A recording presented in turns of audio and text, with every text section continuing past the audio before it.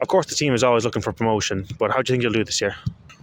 I think, James, we have a mantra. We take it game by game, and I don't like to predict too many things because you get ahead of yourself, and I don't think that ever works. I suppose after the season we had last year, I think we've shown that we're well capable of mixing it with anyone in the league, even though there is full-time clubs in the league as well. But look, we'll take it one game at a time.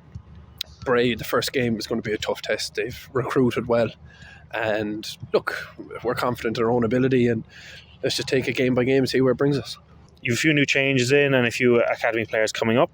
How have they blended with the team so far? Yeah, great. Yeah, so far so good. We've had a tough pre-season. We've worked the lads hard. There's been some very good games. We've had a competitive game under our belts and some very good friendlies against Premier League opposition. So they've blended in seamlessly. The young lads obviously, have to get up to the pace that's expected of them. That'll take them a bit longer, but we'll get there throughout the year, I think.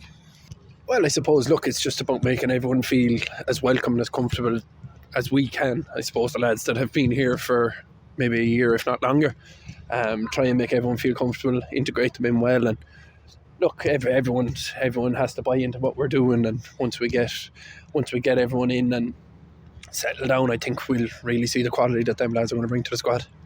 And now with Kerry FC being the new team in the league, what do you think of them as an unknown prospect? Yeah, look, they're going to be.